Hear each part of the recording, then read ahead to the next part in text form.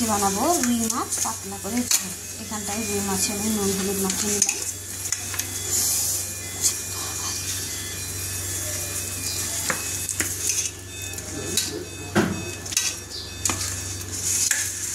এবার মাছগুলোকে ভেজে নেব। কড়াইতে তেল দিয়ে দিয়েছি, তেলটা গরম হয়ে গেছে, মাছগুলোকে ভেজে। এখানটা আমি মাছগুলো ভেজে নিয়েছি, সঙ্গে এখানে আলুগুলোও ভেজে নিয়েছি। সেই তেলের মধ্যে দিয়ে দেবো গোটা গরম মশলা ফোড়ন, আর দেবো একটা তেজপাতা, সঙ্গে দেবো একটু কালো জিরে ফোড়ন। সেই তেলের মধ্যে দিয়ে দিলাম। এরপরে দেবো এর মধ্যে একটা গোটা টমেটো, একটা চামচ জিরের গুঁড়ো, আর একটু আদা বাটা, একটু লঙ্কার গুঁড়ো, আর সঙ্গে দেবো একটু হলুদ। মশলাটা আমার কষানো হয়ে গেছে। এবার এর মধ্যে দিয়ে দেবো ভেজে রাখা আলুগুলো।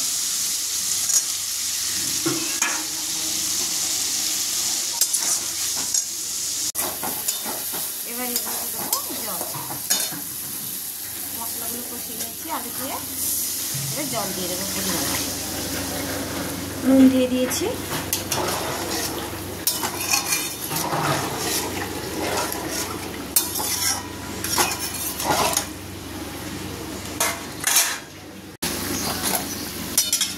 যেহেতু পাতলা করে ঝোল করবো তাই বেশি মশলা দিইনি।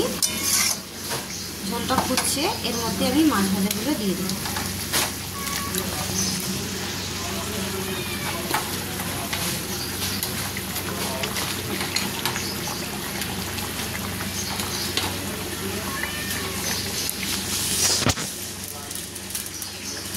আমার এখানটায় কাতলা মাছের পাতলা ঝোল হয়ে গেছে, পাতলা করে আজকে ঝোল করেছি।